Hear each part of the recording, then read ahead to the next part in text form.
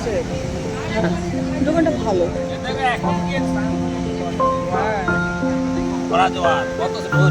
প্রচুর ঢেউ এখন, পুরো কত কাছে অব্দি চলে এসছে।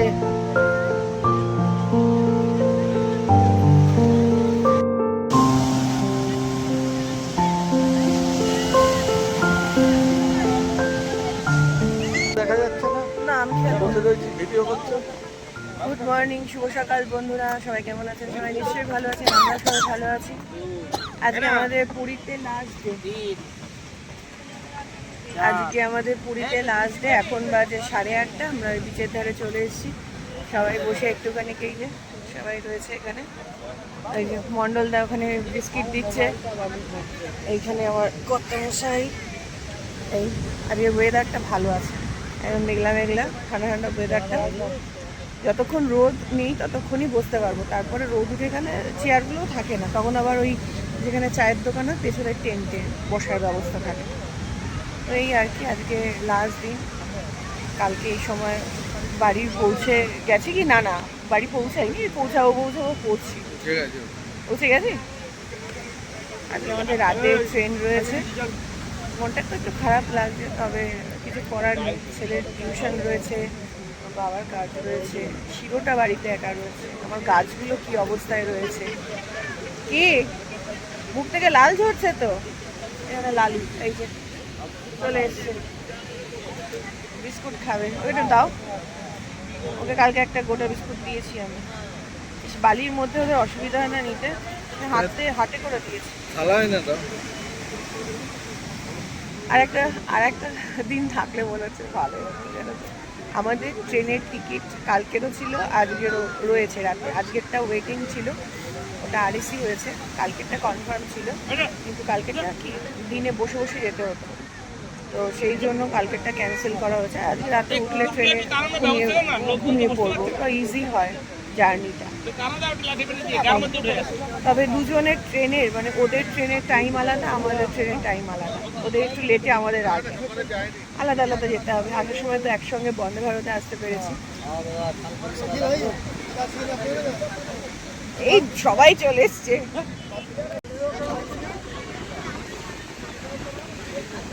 ওরাও চা খেতে চলে এসছে গো।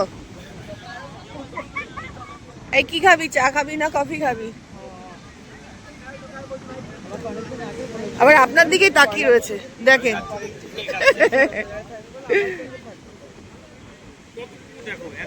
বালির উপর দিয়ে হাঁটাটাই মুশকিল, তাই না? হ্যাঁ, ওই নিচে যে জায়গাটা ভেজা, ওইখান দিয়ে হাঁটতে অসুবিধা হয় না। এখানে মাছ উঠেছে দেখছিলাম, সেটাই দেখতেছি। এই মাছগুলো সব গুটিয়ে নিয়ে চলে গেল নাকি গো? ছেলের জন্য একটা দেখবো, ফতুয়া। ও বলছিল কিনতে চায় না, আমি বললাম পড় না, রাতে বসে আছে। ভালো হয়েছে, বছরটা পড়েছিল, হ্যাঁ এখনো পড়ে রয়েছে, নরম, একদম নরম হয়ে যেত। হ্যাঁ, তোমার ওই আরাম হয়, হ্যাঁ আরামদায়ক, কিন্তু হচ্ছে তোমার ওই একদম নরম হয়ে পড়ে রয়েছে। এখানে শাক, মাছগুলো চলে গেল, শাকটা পরে এসে দেখছি, মাছগুলো দেখি। চলো, এখানটা কিরম ঢাল হয়ে গেছে, মাছ মনে হয় গুটিয়ে নিল।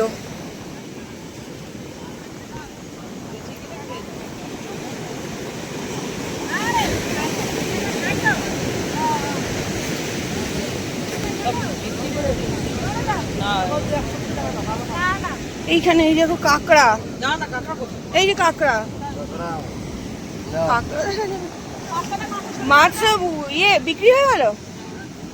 যা, আমরা মাছ দেখতে পারলাম না। তখন সেই সময় অনেকে এসেছিল, দেখলাম। এগুলো কি মাছ গো, চ্যাপ্টা চ্যাপ্টা? এগুলো কি মাছ গো, চ্যাপ্টা চ্যাপ্টা? খায়, হ্যাঁ, শঙ্কর মাছ। ওগুলো বাঁশপাতা, শঙ্কর মাছের বাচ্চার মতো লাগছে।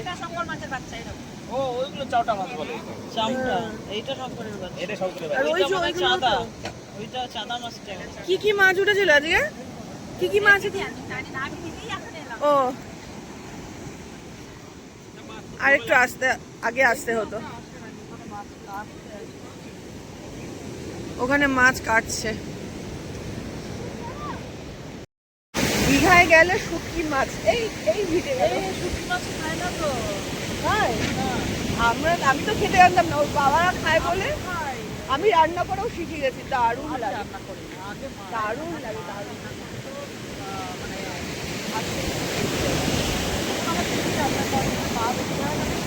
হ্যাঁ ব্যারাকপুরে ভালো পাওয়া যায়, ওই কালার করা। এইটা ঠিকঠাক আছে, এই শঙ্খগুলো দেখো না, এইটা ঠিকঠাক আছে।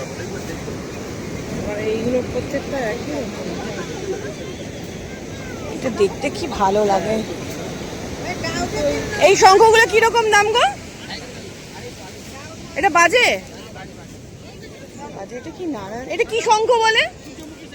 সূর্যমুখী শাক। জল শঙ্খ হচ্ছে ওইগুলো। হ্যাঁ এইগুলো তোমার কালার করা দেখো, কিন্তু এইগুলো কালার করা না এখন কিন্তু। শঙ্খ সবই মেশিনে তৈরি করে। তৈরি করে।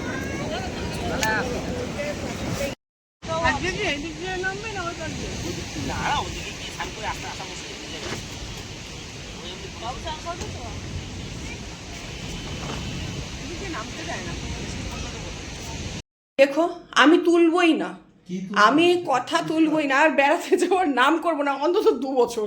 অন্তত 2 বছর। হ্যাঁ ছোট বড় কোনোটা না। না, ছোট বড় কোনোটা না, মানে আমি আর মুখ দিয়ে বলবোই না যে আমি বেড়াতে কথা যাবো। রাখবে, তখন বলবে আমি বলেছি যাবো না, ছোটগুলো বলেছি। ছোট বড় যাই যেটাই হোক, মানে কোনো চাপ তো আমার কোনো ব্যাগে লাগেজ হবে না। না, কোনো ব্যাগের লাগেজ নিয়ে ঘুরতে বেরোবো না, গেলে ব্যাগ কারণ ছাড়া। যতবারই বেড়াতে যাই হচ্ছে আমার নামে দোষ পড়ে। প্রথম কথা তুমি নাচো, প্রথম কথা এই কথা বলো, মানে আমি নাচি বেড়াতে যাওয়ার। তোমাদের নাকি কারোর ইচ্ছা থাকে না বেড়াতে যাওয়ার, হ্যাঁ আমি নাকি জোর করে সবাইকে নিয়ে যাই। ঠিক আছে আমি আর বলবো না, এই লাস্ট 2 বছর, আগামী 2 বছর মুখে উচ্চারণও করবো না। এই ভিডিওটা থাকবে তো সারা জীবন? হ্যাঁ থাকবে, এটা ভিডিও করলাম আবার ছাড়বো। নেক্সট এপ্রিলের মধ্যে হ্যাঁ তাল আবার উঠবে। মুখে এইরকম কুলু পেটে রাখলাম, পুরো একদম জিপ আটকে দেন। কত ডায়লগ তুমি। না না আমি বলবোই না। তোমার কথার কোনো ভ্যালু নেই পলিটিক্যাল নেতা। ঠিক আছে এই তো ভিডিও, এখানে আপনারা সাক্ষী থাকলেন। আমি আগামী 2 বছরের মধ্যে বেড়াতে যাওয়ার নাম করবো না, কারণ প্রত্যেকবারই যখন বেড়াতে যাই তখন আমার দোষ হয়, আমি নাকি খুব মানে ঘন ঘন ঘুরতে যাওয়া হচ্ছে। ব্যাপারটা কি, ছেলে বলছে বাড়িতে ফেরাটাই বিরক্তিকর, মানে এই যে ধকলটা জার্নিটা সেটাই মানে আর ভাল লাগছে না। আসার সময় তো এসে গেছি, যখন যাই জার্নি করে তখন আর ভালো লাগে না। আমি বলি এই তোর ধকল কী রে, এরপর তো আমার টেনশন যে বাড়িতে গিয়ে কাঁচা কুচি লাগেজ, এই যে অলরেডি অ্যাটাচি 1 মাস আগে এটাকে কেচেছি, ওর বাবা তো ধোবে না। আর এই যে ব্যাগ, তাও তো ওই যে শীতের দেশে যখন বেড়াতে গেলাম রুকস্যাক ছিল, আর কাশ্মীরে তখন 2টো রুকস্যাক, ওই লাল ব্যাগ আবার এই ট্রলি, তাহলে ভাবুন আমার উপর কি। তারপর তো রয়েইছে, বাড়িতে গেলে কম কাজ বলুন তো, এখন থেকে সব কাজের হিসাব করছে। আর এখন বলছে কি, ছেলে বলছে আমার ভালো লাগে না এখন এই বাড়িতে যাব, সেই কথা ভেবে আর ভালো লাগে না। আমি বলছি চাপ আমার, ওর বাবা বলছে, আমি বলছি আমি বেড়াতে যাওয়ার নামই করবো না। তো বলছে যে তুমি আবার নাম করবে, দেখুন মিলিয়ে দেখবেন। আমি আর একদম মুখে কুলু পাটলাম, বেড়াতে যাওয়ার নাম করবো না, একটু বেড়াতে ভালোবাসি তাই বলে এত বলুন তো সহ্য করা যায়? এত না না প্রত্যেকবারই বলে যে তোমার জন্যই বেড়াতে যাওয়া, আমি তো নাম করি না। কথাটা উঠলো কেন? উঠলো তো এই কারণে তুমি বলছো আমার এত চাপ, হ্যাঁ চাপ কম। তা তুমি বেড়াবে তো আপনারা বলুন যে গৃহিণীদের কি চাপ কম বেড়াতে গেলে? বলুন তো। তোমার ইচ্ছে বেড়াবে, ওরা তো উনি এই যে এই ভদ্রলোক তো কালকে পেশেন্ট করতে বেরিয়ে যাবেন, সন্ধ্যা থেকে পেশেন্ট শুরু করবে, বাড়িতে পৌঁছাবে সন্ধ্যা থেকে পেশেন্ট করতে বেরিয়ে যাবে, তারপরে এগুলো। আর এই ভদ্রলোক যে এতদিন পেশেন্ট গুলোকে কামাই করে তোমায় ঘোরালো, না সেই পরিশ্রমটা কে দেবে? এই যে এতদিনের মেকআপটা দিতে হবে এর পরের 12 দিনে, সেই পরিশ্রমটা কে করবে? সেটা সবাই করে, সেটা তুমি একা না। তুমি তার এই 5 দিন খালি জামা কাপড়গুলো মেলে দেয় ওই একদিন। এই 5 দিন ঘরে খাওয়া দাওয়া হয়নি বলে তোমার 12 দিনে তো বেশি রান্না করতে হবে না, আমাকে তো 12 দিনে ডবল পরিশ্রম করতে হবে এই মেকআপ দেওয়ার জন্য। হয়ে গেল? দেখুন এনার সঙ্গে আমি কথাই পারবো? আরে কথা না পারার কি আছে, কথা যদি তোমার তো ওটা ডিউটি, রান্নাটা তো আমার ডিউটি, রান্নাটা তো আমি করবই, সবই করব, কিন্তু বেশি করতে হবে না তো। হ্যাঁ বেশি করতে হবে না। না যা খাই তাই তো এবার করি। ঘরের রেগুলার যে কাজ সেগুলো তো আমার ডিউটি, সেটা করবো। এই যে বেড়ানোর পরে যে এক্সট্রা কাজগুলো সেগুলো তো আমার একার ডিউটি না, সেগুলো তো তিনজনের সমান ভাগে ভালো হবে। তা আমি কি কাচি না? জামা ও কাপড় একটুখানি সব কাচো, ধুয়ে মেলা। কাচো, ওয়াশিং মেশিন হচ্ছে ওয়াশিং মেশিনের মতো কাছে। ও যেটা করে সেটা হচ্ছে মিলে দেয়, আর জামা কাপড়গুলো ওয়াশিং মেশিনে ফেলে দেয়। তাও সব না বন্ধুরা, ওই প্রথম দিনই একটুখানি না। নমনম করে, বাকি সবটা আমাকে না, ম্যানেজ দিতে এক হয়। এক করে সব খালি হ্যাঁ, করে। সব খালি করে, তারপরে সেগুলো গুছিয়ে রাখা। আর এবারে তো সমুদ্রে যে স্নান করছে সেই বালির ড্রেস, ভাবতে পারছেন? এবার 100টা জামা কাপড়ের মধ্যে 90টা ওনার জামা কাপড়, না না, আর 10টা তোমার আমার বক্তব্য ছেলে। কি? ঝগড়াটা আপনাদের সামনেই হোক, আপনাদের সামনে তোমার বক্তব্য কি? 90টা তোমার জামা বক্তব্য কাপড় কি? ওনার, আমি কিছু করি না? 10টা জামা কাপড় আমাদের। এই 90টা ধোয়ার মেলারও দায়িত্ব আমার। 90টা ধোয়া, তুমি তোমার জিনিসপত্র তুমি বাড়াবে। ট্রলিটা না, তুমি ট্রলিটা সামনের বছর না 2 বছর পর ট্রলি নেবে না, বাজারে ব্যাগে করে নিয়ে চলে আসবে। ওটা ওয়াশিং মেশিনে গেছে। বাজারের ব্যাগে নাকি ঘুরতে যা না, ট্রলিটা এবারে ওই ফাইবারের ট্রলি আনতে হবে। আমি ওইটা কাজাকুচি করতে পারবো 2 না। বছর পর এই হচ্ছে ট্রেনের নিচে কোথায় ট্রলি ঢুকছে, কোথায় নোংরা না কিছু। বেরোবে না, তো চাপ কিসের?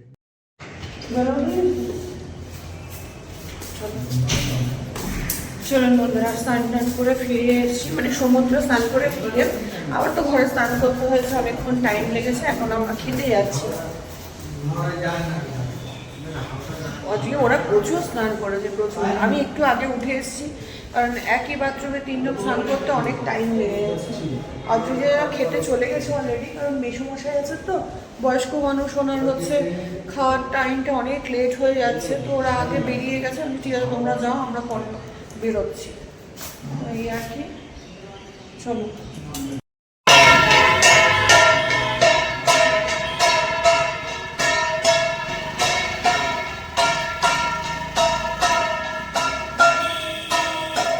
কোন ঠাকুর গেল গো? কোন ঠাকুর গেল দেখতে পারলাম না, ফুলে টুলে ঢাকা পুরো। সবাই প্রণাম করছে রাস্তায়।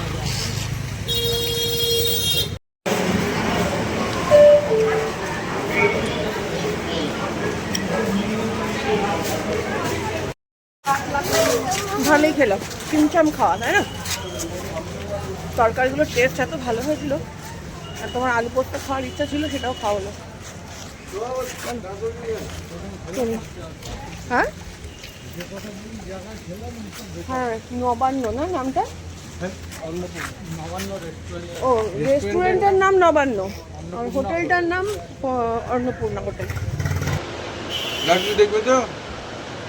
এই 100 টাকাগুলো নেবেন না আরেকটু দামে নেবেন? আপনি নিজের জন্য বানাবেন, 200 টাকাটা না একটু ভালো হবে। কেন বানানোর মজুরি আপনাকে 250 টাকা দিতে হবে, 200 টাকা নিলেও 250 টাকা দিতে হবে। তো ভালো কাপড় নিলে বানালে আবার আপনার জন্য বলতে পারবে। না না, বলতে পারবো না।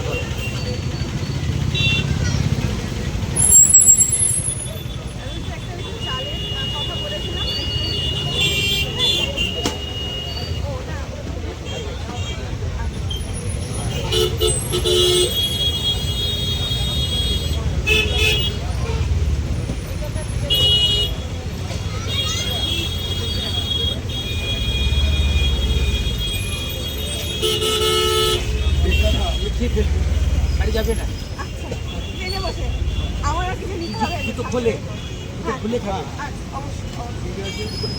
মহাপ্রসাদ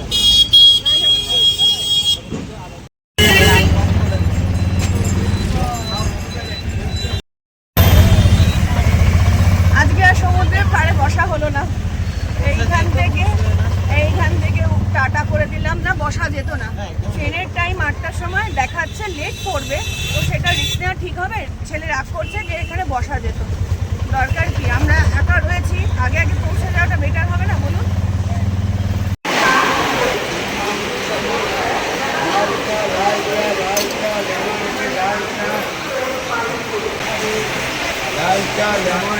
ভালো হয়েছে, ভালো লাগছে। আমরা এই যে পুরী স্টেশনে এসে পৌঁছালাম, চা নিলাম এসেই একটা। আমাদের যে পূজারীজিকে আমরা মানে দেওয়ার দায়িত্ব দিয়েছিলাম, নিজেরা তো দেওয়া যায় না। তো ওনার প্রসাদ দেওয়ার কথা ছিল, কালকে দিয়ে গেছে, কালকে প্রসাদ দিয়ে গেছে, মালপোয়া প্রসাদ, পায়েস, সঙ্গে হচ্ছে যে শুকনো প্রসাদ সেটাও দিয়ে গেছে। আর চেয়েছিলাম একটুখানি যদি ওই মালসা ভোগ হয়। উনি বলেছিলেন আপনারা কবে যাবেন, কালকে আনেননি, ইচ্ছা করেই হয়তো আনেননি, আজকে যাবো বলে বাড়ি, মানে আজকে ট্রেনে উঠবো বলে আজকেই হচ্ছে ঢুকে এসেছিলেন। তো বলেছিলাম আমরা 7টার মধ্যে বেরিয়ে যাব। রুম ছেড়ে দিয়ে মানে হোটেল ছেড়ে দিয়ে রাস্তায় এসেছি, তখন ফোন করছি কোথায় আছে। যাই হোক না কেন ওদের সঙ্গে দেখা হলো, দেখা হয়ে আমরা ভোগও নিতে পারলাম।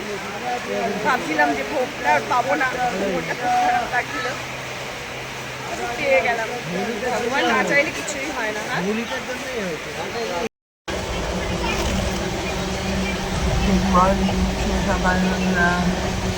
সকালবেলা উঠেছি আমরা, উঠেছি বলতে আগে থেকে উঠেছিল, খুব কষ্ট করে শুয়েছি।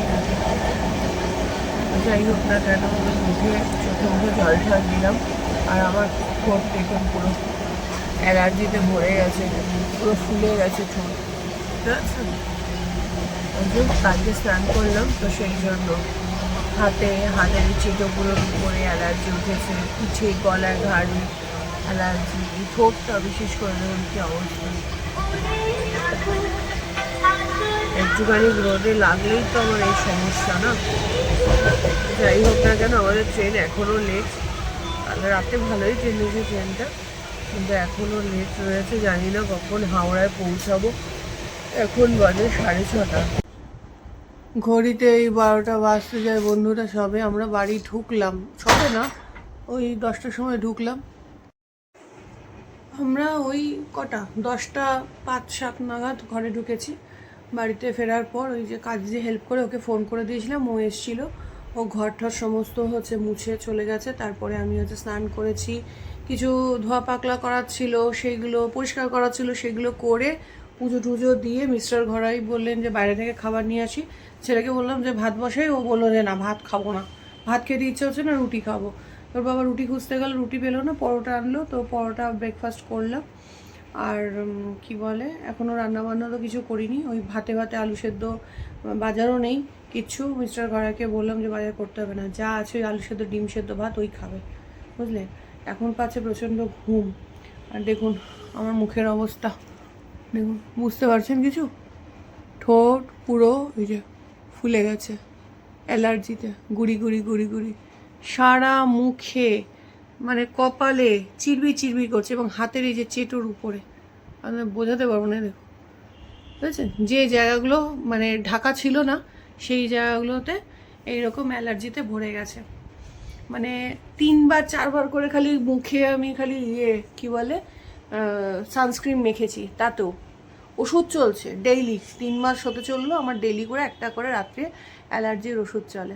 কালকে আমি বলছিলাম কালকে যাব না, একদিন করেছি ঠিক আছে, একটু হালকা চুলকাচ্ছে ছোট দেখে আমি যে যাবো না। ওর বাবা কি ঝগড়াটাই না করলো, ঝগড়া না করছিল, জোড়াজুড়িটা করছিল, চলো। আর ওখানে যখন নেমেছি ছেলে তো উঠতে দেবে না, সেই পা ধরে টেনে নিচে আরও সমুদ্রের দিকে নিয়ে যাচ্ছে। আমি বলছি উঠে পড়ি, উঠতে দেবে না।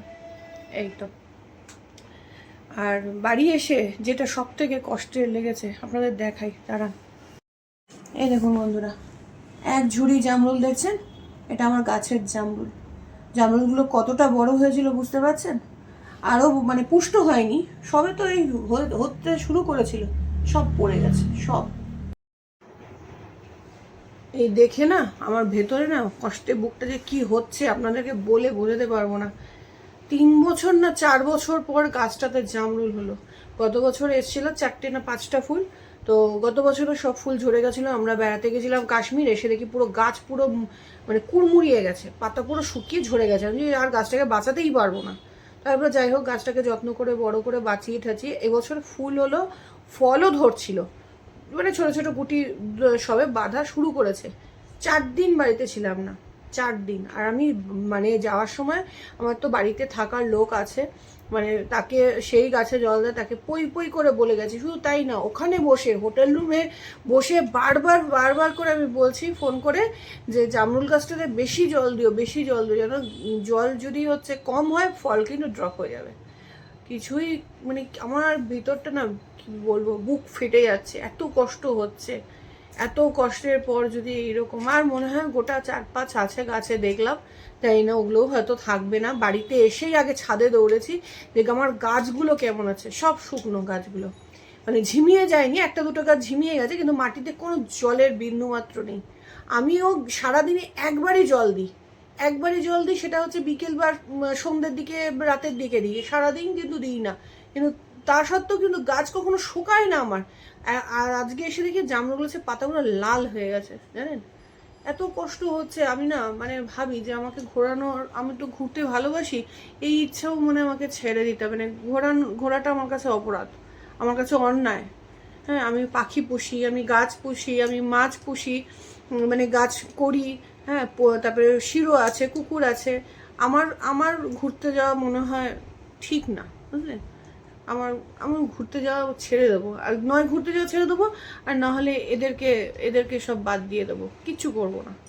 চলুন বন্ধুরা, আজকের মতো টাটা, আবার দেখা হবে অন্য কোনো দিন অন্য কোনো একটা ব্লগ নিয়ে। আর পুরোনো ব্লগগুলো আমার ছাড়া হয়নি, এডিট করা হয়নি, যেহেতু ছাড়তে পারিনি, ওগুলো আস্তে আস্তে এডিট করে ছাড়তে থাকবো। কিছুদিন পর থেকে আবার দেওয়ার চেষ্টা করবো, জানি না কতটা কি দিতে পারবো। টাটা, সবাই ভালো থাকবেন, সুস্থ থাকবেন, সাবধানে থাকবেন।